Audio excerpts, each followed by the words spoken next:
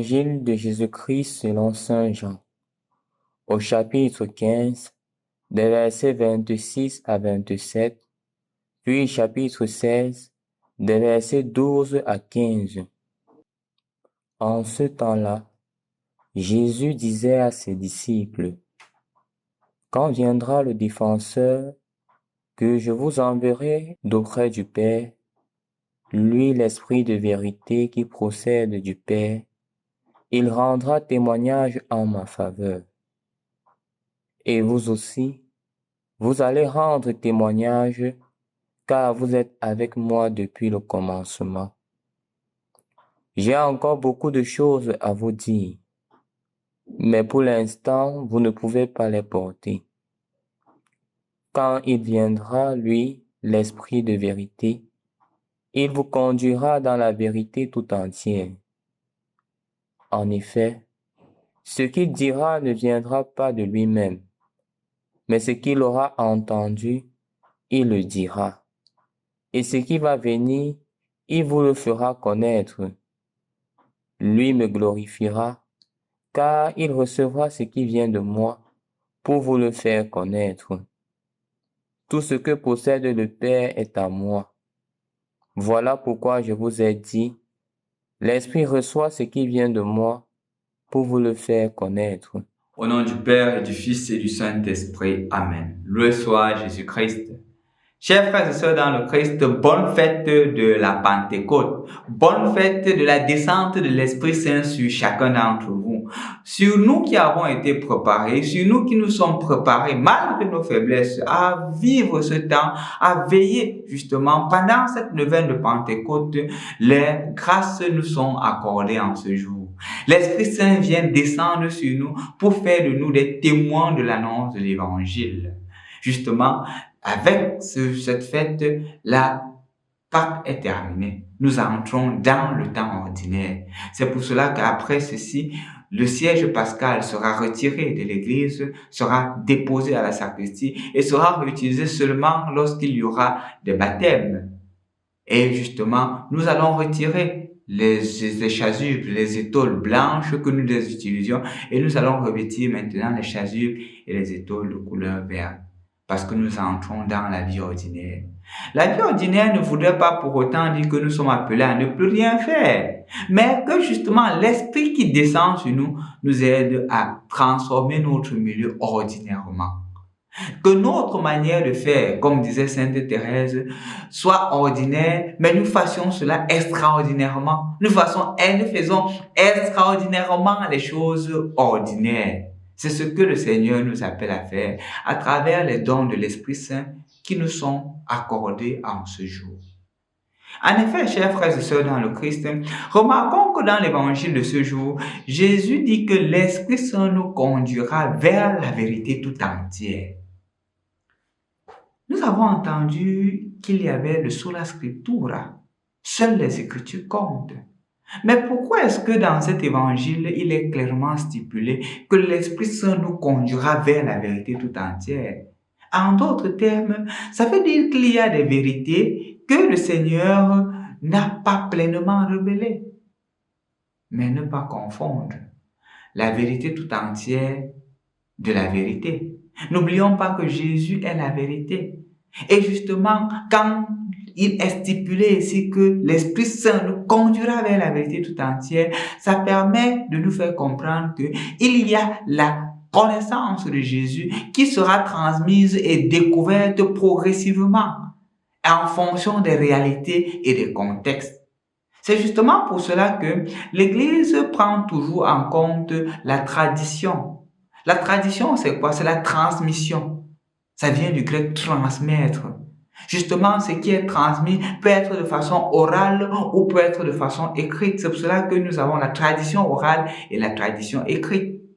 Et de ce fait, le rôle de l'Esprit Saint, c'est de veiller à ce que la tradition orale continue sa mission, mais sans toutefois aller en déphasage ou en opposition avec la tradition écrite. C'est pour cela, par exemple, que l'Église catholique progressivement adapte son enseignement en fonction de la réalité. Je le disais tantôt, il n'y avait pas la technologie avant. N'ayant pas la technologie, Jésus n'a pas porté un enseignement sur l'usage de la technologie. Il n'y avait pas, par exemple, avant, les jeux vidéo. N'ayant pas les jeux vidéo, l'enseignement de l'Église au temps de Jésus ne s'est pas basé sur cela. Et beaucoup d'autres choses sur lesquelles nous sommes en train de faire face, comme les contraceptifs.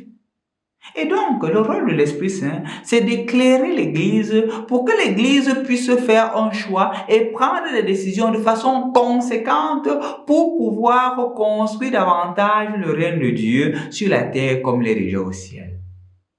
Mais aussi, le rôle de l'Esprit Saint, c'est d'aider chacun d'entre nous, c'est d'aider chaque chrétien à pouvoir faire des choix conséquents pour sa vie.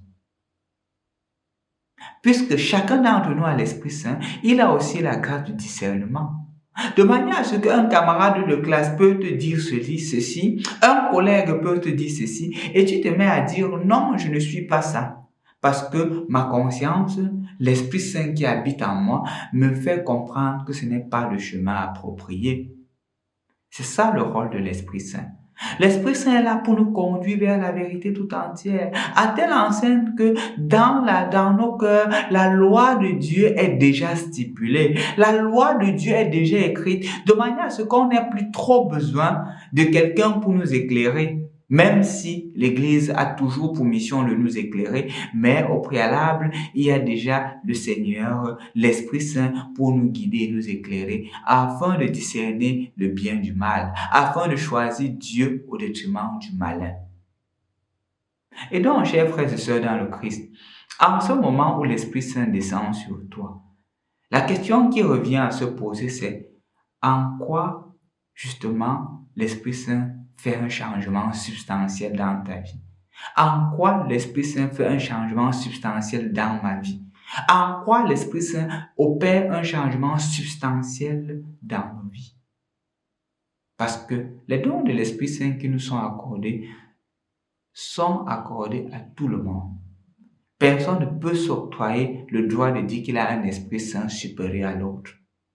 Et les dons de l'Esprit Saint nous permettent non plus de nous regarder sur la base de couleurs, mais de nous regarder tous ensemble comme fils et filles d'un même Père. Les dons de l'Esprit Saint nous permettent non seulement de ne plus nous comparer aux autres comme étant inférieurs à eux, mais de dire que nous sommes tous égaux devant Dieu. Et que ce que l'autre peut faire, même si je ne fais pas exactement cela, je peux faire ce que le Seigneur m'a permis de faire. Et ensemble, on construit l'édifice qu'est l'Église. Ensemble, nous construisons le règne de Dieu sur la terre comme il est déjà au ciel. Et cela passe par les dons de l'Esprit Saint qui nous sont accordés. Donc, mon frère, ma soeur, en ce jour, ne te crois plus inférieur aux autres, parce que toi aussi tu as reçu l'Esprit de Dieu. Ne te crois plus supérieur aux autres, parce que les autres aussi ont reçu l'Esprit de Dieu. Crois qu'ensemble, nous sommes appelés à construire le règne de Dieu sur la terre comme il est déjà au ciel. Et le Seigneur a besoin de toi pour cela. Le Seigneur compte sur toi pour cela. Je voudrais conclure ici avec une histoire qui m'a été racontée par un de mes professeurs.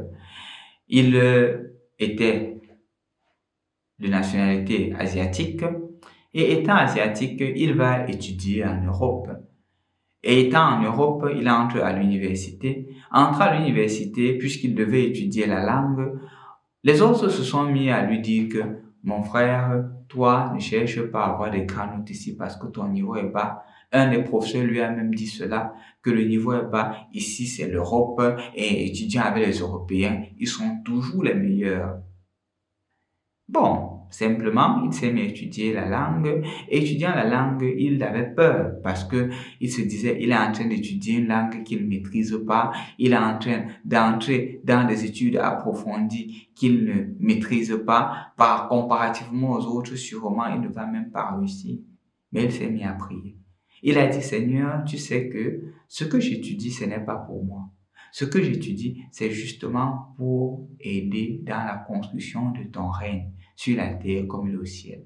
Et puisque c'est toi qui m'as appelé venir ici étudier, Donne-moi l'inspiration. Fais descendre sur moi l'esprit d'intelligence et de sagesse et de force, de courage, de persévérance, pour que je puisse bien apprendre ce que tu dois m'enseigner aussi ici pour pouvoir les transmettre. L'important n'est pas d'apprendre, Seigneur, c'est de pouvoir bien apprendre et de pouvoir bien transmettre. Il dit que lorsqu'il a prié ainsi, il a senti en lui le désir d'apprendre davantage. Et c'est ainsi qu'il a pris ses études au sérieux. Il a bien appris la langue, et ayant appris la langue, il a fini ses études de doctorat avec la mention summa cum laude, qui est la meilleure mention, la plus grande mention, et dit qu'il était le seul étranger à l'avoir. Comme pour te dire que l'Esprit Saint n'agit pas sur des nationalités. L'Esprit Saint agit sur des personnes, et les personnes qui se laissent transformer. Toi aussi aujourd'hui, en ce jour où nous célébrons la Pentecôte, laisse-toi transformer par l'Esprit Saint et tu verras qu'avec toi, il fera des prouesses. Au nom du Père et du Fils et du Saint-Esprit. Amen.